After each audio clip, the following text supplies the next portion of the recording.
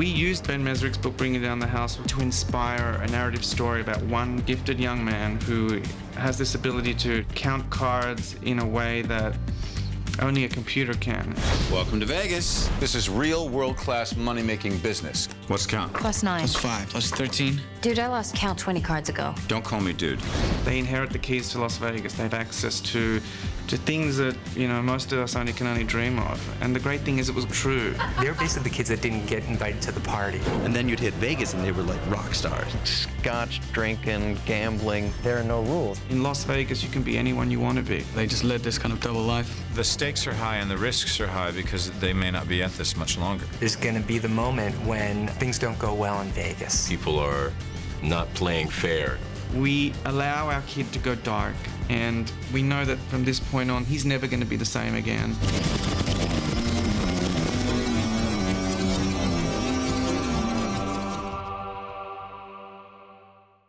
Basically, I had already been a writer. I was writing fiction, and I was writing kind of pop thrillers.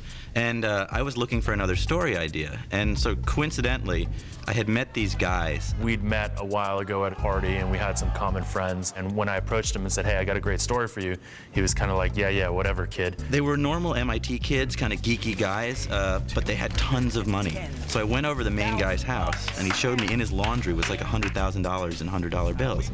And I asked him what was going on, and he invited me to Vegas.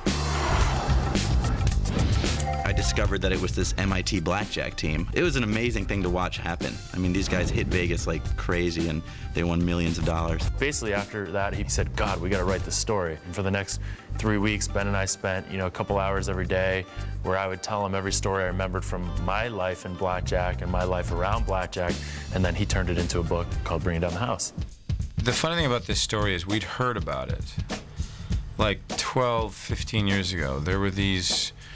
We knew some people in Boston. We heard these sort of rumors about there's this group of MIT kids and they go to Vegas. And we thought it was kind of a really interesting story. And even at one point, Dana did a treatment of an idea for what a movie like that could be about. We kind of kicked it around in the production company and never really went anywhere.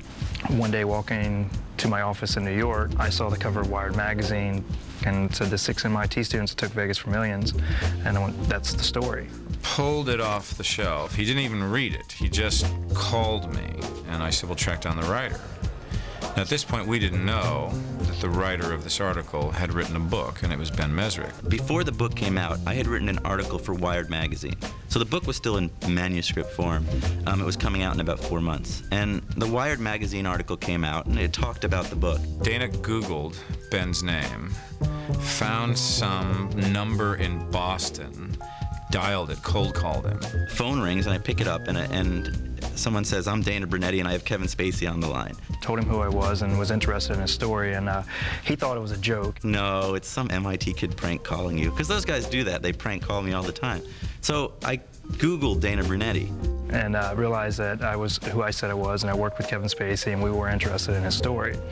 So he called me back, told me about the book. And the next day, Ben was on a plane to Los Angeles, and we met with him and made a deal with him immediately. Attached ourselves as a production company, and then took it out to the town, to all the studios as a book right before it came out. And pretty much everybody passed on it, except for MGM. Which was, an ironic thing, because the MIT team had hit the MGM casinos so hard that when I got the call that MGM wants to do the movie, I was like, really? They want to do the movie? So initially, our concern was that they were just buying the book to make it go away, so no one would tell the story. But it turns out, the casinos love this movie because, 1 million people are going to go out trying to count cards. And who's going to really practice 4 hours a day for 6 months before they go try? Our job from the producing point of view is we began to develop where we thought the story would go, and the screenwriters were hired, and then ultimately Robert Luketic was hired, who had a vision of it. The book was a fantastic, sweeping story, and for me, what I wanted to do was take one particular person's point of view and really distill that in the movie. We looked everywhere for Ben. I mean, I wanted someone fresh, not exposed. I wanted someone I could believe was an MIT math genius. Robert saw me in Across the Universe, another film that I'd done, and he was kind of interested in what he saw. I went in to look at another actor that was in there, and I remember saying, I don't care about this actor, who the hell's that? I sort of bet my career on it. I said, he's the one. And people were like, oh, well, he's from England and you want an all-American boy. And And I said, but don't worry about that. He's an actor. He can transcend that. And he did. It was so refreshing to be working with a young actor who really, really, number one, has the stuff. He really has the talent. And number two, he really is committed. It's good because he sort of makes me really check myself. Like, I'm sort of like, God, I hope I'm that good. I hope I'm bringing it as well as he is. Ben is an MIT student who needs to raise some money to go to Harvard Medical School, which is his kind of lifelong ambition. Having done everything that one is supposed to do in life, Ben Campbell finds himself missing something. He's kind of stuck in this monotonous type of life that's really leading nowhere other than just the path that he's laid out and planned. He discovers this kind of underground blackjack card counting operation that's going on in his own school in MIT, which is led by one of his professors, who realizes that Ben is a kind of genius mind and would be a great person to have on the team. Are you talking about counting cards? No, I'm talking about getting very, very rich. When I first met Kevin, I was, this guy's gonna be a perfect Mickey. In the beginning, he really was just attached as the producer of this movie. I very shamelessly wrote that part of Mickey for Kevin. I met with Kevin at the Chateau Marmont and we took a meeting and I said, well, are you going to be Mickey? Because from what I'm reading on the page, this seems almost tailor-made. I mean, I can't imagine anybody else doing this. And he's like, well, I hadn't really decided how ultimately this was going to be realized. This is acting at its best, and I'll tell you why. Because I failed basic math in my last semester of high school. So the idea that I could count cards is fairly ludicrous. There's an elegance and a tone to Mickey, you know, that you only get with an actor like Kevin Spacey. His intensity is unparalleled. The Mickey Rosa character is part Yoda and part puppet master, and he can walk that line between giving you instructions with a twinkle and then screaming at you to do something right like you're the biggest moron on the face of the planet. You don't want to screw over this guy because he will completely destroy your universe. You know, Mickey has a very specific idea about what he's doing. If you adhere to that system and you're smart about it, you know, maybe you won't get caught. Counting cards, even though it's not illegal, it's pretty risky because the casinos obviously frown upon it. And you really don't want to end up in the back room, because that's the one place in the casino that doesn't have any cameras. Oh, you go to MIT.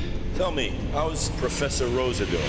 There really is a guy who hated these guys. I kind of get a whiff of what's going on at the tables with Jim Sturgis' character, Ben, and his ability to make so much money so very quickly. Lawrence is fantastic. I mean, he's able to put out this persona that it's not somebody you want to mess around with. He could spot a card counter from a mile away. He knew the moves, he knew the attitude, he knew the body language. One minute he seems nice, and the next minute he's terrifying. He's seriously scary.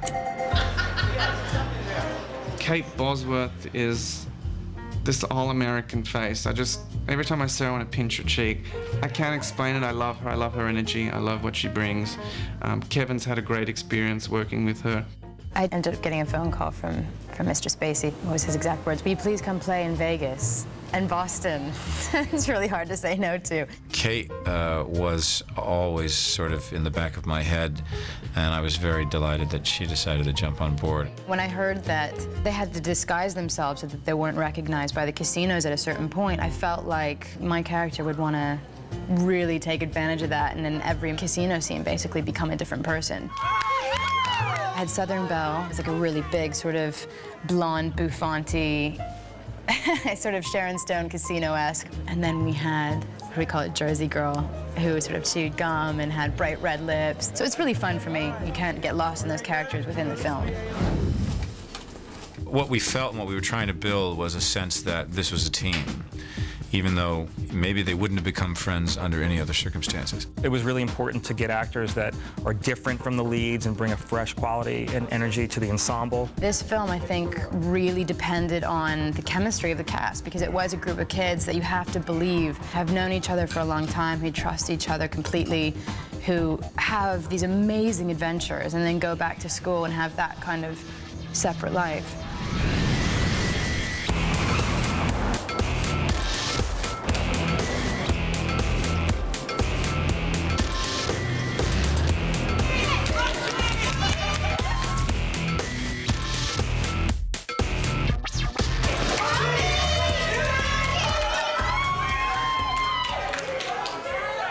The first night the cast arrived, they were given sort of a course in casino etiquette, in protocol. We would go to these two guys, Kyle and Rob, who would teach us kind of basic strategy, how to hold yourself at a table. Learn exactly what basic strategy was and how to use it. Being able to see what our bet would be immediately. Hit twice here, double twice here.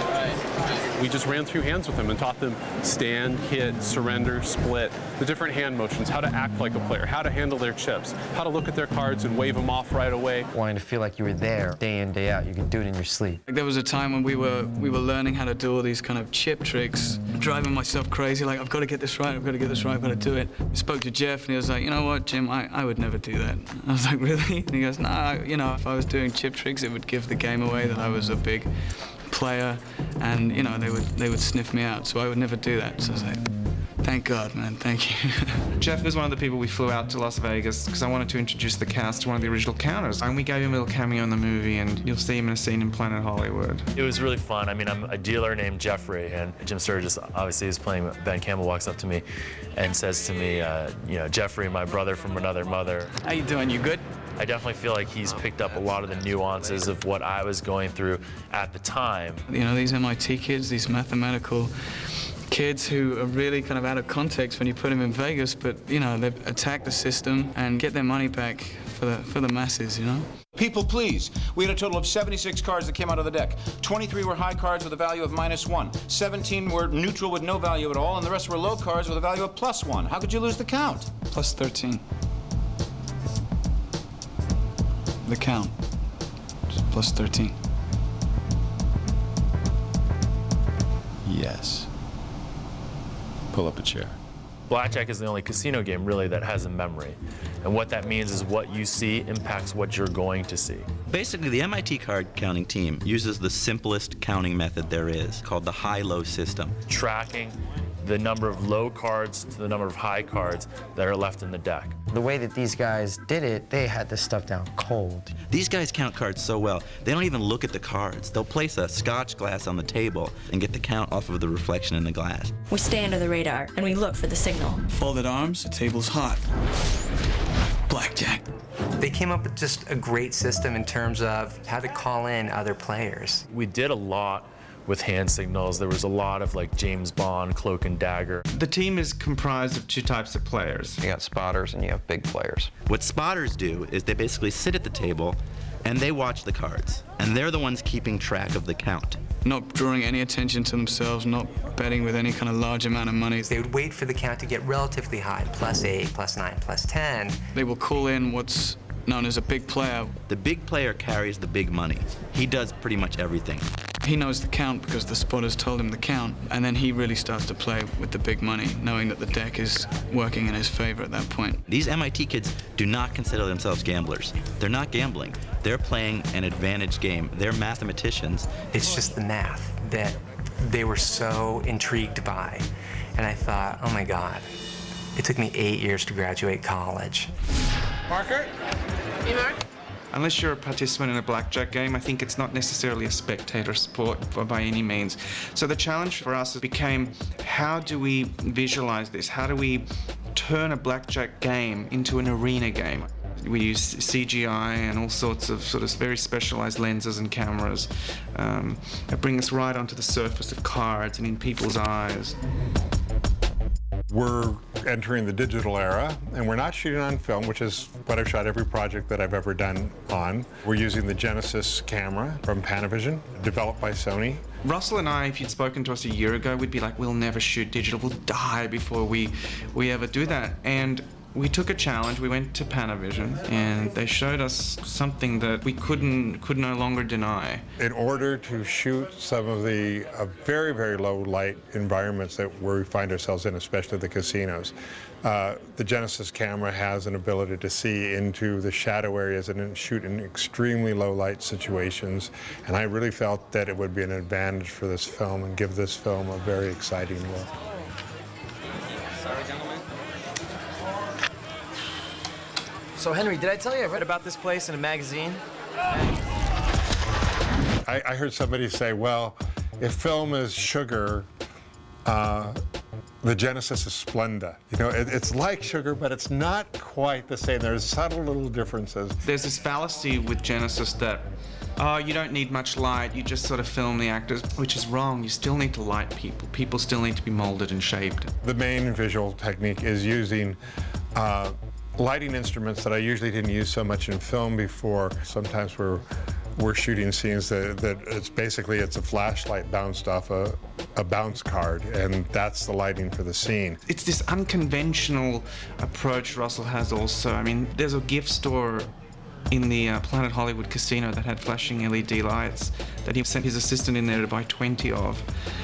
And the lady was like, you really want 20 of these flashing lights? And she's like, okay. You can't tell what they are, but they're blinking and making little visual gewgaws go on in front of the camera.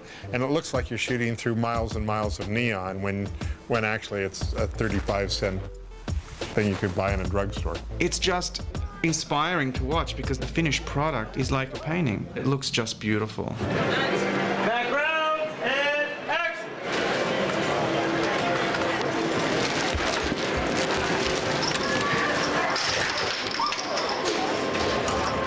And cut! All right, I like that. So folks, we're moving out of this area and back into our main bit as quick as possible. We had 2 weeks in Las Vegas. We only had a certain amount of time to get in and get what we needed and then get out. We were actually shooting on an operating casino floor. Usually you do a movie, they get the location, they shut the location down. No. This casino was operating at all times while we were shooting there. To shut down a major casino is a big deal, and so you can never actually shut it down, but you'll be given a section of it. We would be given 1 or 2 pits, and then the rest of the gambling world was out there. Business is always open. The casinos have people flowing in and out of them constantly, 24/7. I have Lawrence Fishburne and Kevin Spacey on set, and some random runaway bride will just walk into the middle of the set, and you're like, where did the bride come from? So filming in a casino in Las Vegas is bedlam. I can't even tell you.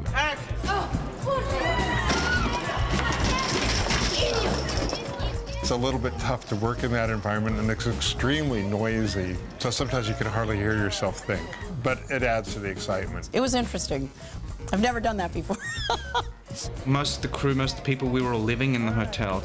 So we would wake up and the sun wasn't up, go down to the casino, film until the sun went down. So we were constantly in an elevator shaft or in an artificial environment. I mean, it was like, by the end of 2 weeks, it was Land of the Living Dead. It was like, we couldn't wait to get, as much as fun as it was, we breathed a sigh of relief when we all got onto airplanes and headed out to Boston.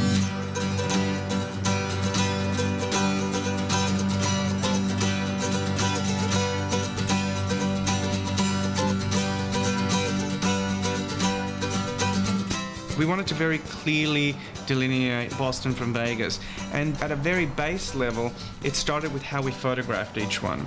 Boston has a cooler palette to it, whereas when we get to Vegas, we're very hot and tropical. I completely understand. You did? Yeah, it's a means to an end. Look, they've got this new computer software that reads people's faces, so who knows how long this video's gonna last for any of us. What if we get caught? Our system keeps us under the radar, you'll see. Anyway, counting cards isn't illegal. So there's no danger in it at all? No, Ben, it's safe. I'm Australian, I'm not used to snow. I've never seen it before in my life. It was great. And the timing just worked out perfectly with his exit. That was perfect, thank you. There would be a blizzard blowing 1 week, and then 2 days later all the snow's melted and it's hot. And so for us filmmakers, this was fantastic because a schedule rarely lets you shoot across seasons like that. We got summer, spring, winter, we got it all in the time that we were there. All right, here we go. We were legally allowed on the sidewalk in front of MIT, in front of that iconic main building there. That's as close as we get. So most of the interiors were filmed at Boston University. We were welcomed with open arms. I mean, Boston University gave us the keys to the campus. We mixed up the classrooms a little, but mostly we wanted to make everything scaled down, compressing the ceilings a little. So in the sets in Boston that I built, they're a little lower than normal, so that, you know, when our character Ben Campbell and everybody falls through the rabbit hole, they really are experiencing a wow factor. In Boston, you have the sort of staid traditional look of, you know, really a 19th century city. And so we embraced that and placed most of the work in older buildings, you know, like Doyle's Tavern has been around since the 1800s. The triple-decker that Alan Campbell lives in is in an old neighborhood in Dorchester. Very ubiquitous, you know, Boston architectural look. And we even picked places that were probably a little bit smaller than we'd normally shoot in, like the Late Night Diner, which was a place where the actual students hung out. And I was so happy when everyone agreed to shoot there because there was a lot of veracity in being in the real places where they had been. Boston was incredibly supportive in the making of this movie. We actually got to shut down the huge bridge there. Today we're doing this helicopter shot where we're going to sort of marry two shots together using CGI. We have several story points we want to see. We want to see rowers, we want to establish Boston, see the Mass Ave Bridge, see that we're going to MIT, meet our main character, and all this in one beautiful, single, smooth shot.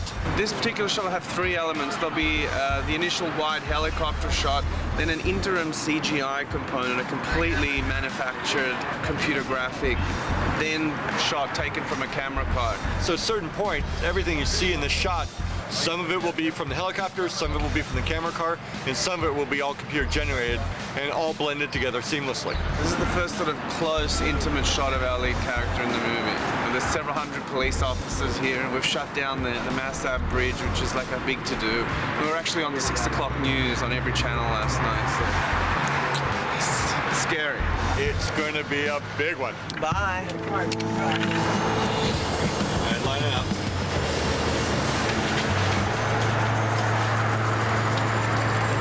Here we go.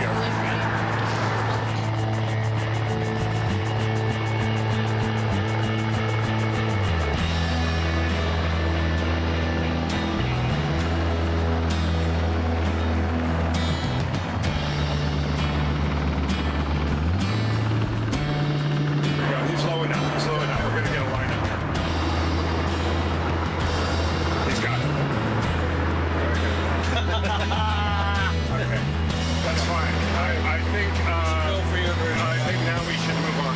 Yeah. All right, great. Let's vouch. Okay, and go ahead and cut, guys, and reset. Here we go, part 2.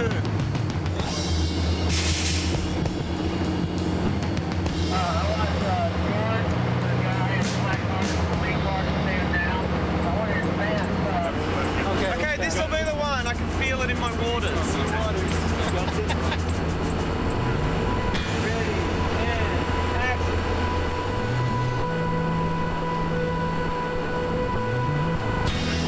Pull back a bit, Jim. A little bit. Keep falling back a little bit.